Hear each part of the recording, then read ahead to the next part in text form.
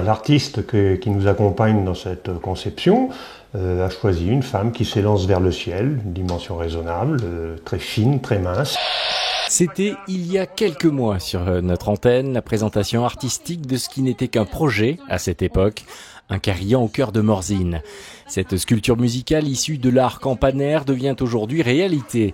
La coulée des cloches se passe au cœur du village avec la fonderie Paccard, maître d'œuvre par excellence, qui n'hésite pas non plus à proposer des ateliers pratiques autour de la noble profession. On trouvait que c'était un peu réducteur de ne présenter que la coulée. Parce que si on n'explique pas comment on fait le moule de la cloche, ce qui se passe avant, ce qui se passe après, c'est un peu dommage. Donc on a voulu donner une dimension pédagogique et on l'a fait à travers les ateliers et notamment alors l'atelier phare, c'est effectivement l'atelier cire perdue, qui est une des étapes de fabrication qui permet d'imprimer à l'intérieur du moule extérieur tous les décors ancrés à l'envers qui apparaîtront en relief et à l'endroit sur la future cloche. Déplacer four et matériel afin d'obtenir in situ le précieux métal en fusion n'est pas si simple. Mais cette démarche a toute son importance. En plus du côté spectaculaire, cette manipulation prend toute son importance au niveau historique. On renoue avec la tradition des saintiers. Le saintier, c'est le nom donné aux fondeurs de cloches dans le passé, qui étaient les fondeurs de cloches ambulants, qui avaient l'habitude de se déplacer et de venir sur chaque commune, chaque église pour couler la cloche du village. Donc depuis quelques années, nous avons remis cette tradition à l'honneur pour permettre de faire découvrir notre métier, notre savoir-faire. Et à Morzine, ce soir, nous allons couler en 2 fois dans les 8 premières cloches de la future sculpture musicale qui prendra place donc au cœur même du village de Morzine.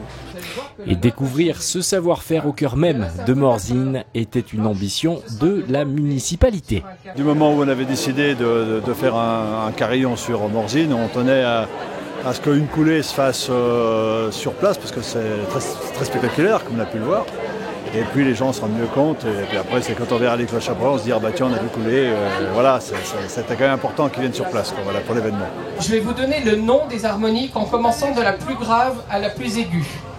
Alors l'harmonique la plus grave s'appelle le C'est un autre atelier pédagogique sur le site. Il présente l'instrument, les sonorités, les résonances, le rôle de chaque cloche. Ce carillon mobile est le modèle de la future sculpture morzinoise. C'est plutôt un cousin. Cela, c'est notre carillon ambulant. C'est un carillon qu'on a élaboré vraiment pour pouvoir être sur les coulées sur site, présenter la musicalité de la cloche. On avait besoin qu'il soit transportable facilement.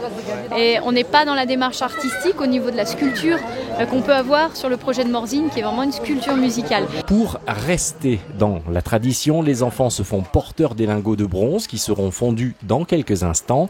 C'est le moment de l'allumage du four, explication technique avec un ancien de la maison Paccard, bientôt 40 ans de métier. On va commencer à chauffer, dès qu'il va descendre sur la guilla, on va remettre le reste. Il va y avoir 160 kg dedans. Ça va mettre entre 2h30 et 3h pour fondre. On va couler à une température approximative de 1200 degrés. À l'intérieur, donc, il y a un four avec des ciments réfractaires. Au milieu, il y a un crochet. Et entre les deux, c'est la flamme qui tourne. Une telle œuvre a un coût. Le projet de cet ars sonora des mots art et son a suscité la participation de beaucoup dans le financement. Beaucoup de socio-professionnels, beaucoup de familles ont adhéré et sont sortis concernés par le projet, du fait que ça représentait un peu Morzine, les valeurs de Morzine, un peu du patrimoine, le carillon. Et ils ont voulu donc s'impliquer là-dedans et ça nous a fait très plaisir et c'est pour ça que l'opération a pu se faire parce qu'il y a eu vraiment une adhésion formidable là-dessus. Hein. Le résultat, c'est qu'on est maintenant, on a la souscription, si on peut l'appeler ainsi, a donné un franc succès. Elle est toujours ouverte, mais maintenant ce n'est que du complément qui diminue de plus en plus la participation de la commune qui était d'ailleurs relativement modeste. L'instrument ainsi obtenu permettra à terme, par l'intermédiaire de concerts, le jeu d'œuvres à la fois classiques mais aussi contemporaines. On peut jouer presque tous les répertoires. Alors bien sûr, il y en a qui se marient plus à la musicalité de la cloche, notamment les morceaux mélodiques plutôt que les morceaux rythmiques.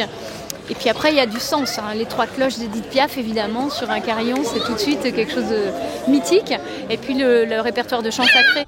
La preuve en musique. C'est à la tombée de la nuit que résonne le carillon ambulant de la maison Paccard. Anne se métamorphose en interprète. Elle est accompagnée par l'arsonoriste Olivier Allard. Un beau jour, ou peut-être une nuit, près du lac, je m'étais endormie, quand soudain, semblant crever le ciel, et venant de nulle part, surgit un aigle noir.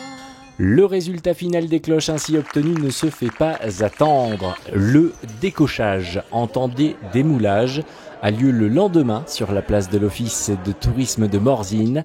Après ces moments importants passés aux côtés des 8 premières, bientôt le retour des 19 cloches à Morzine. Pour cette fois-ci, la mélodie de cet ars sonora. Le philosophe Alain disait que la cloche était l'instrument de musique par excellence et l'instrument parfait.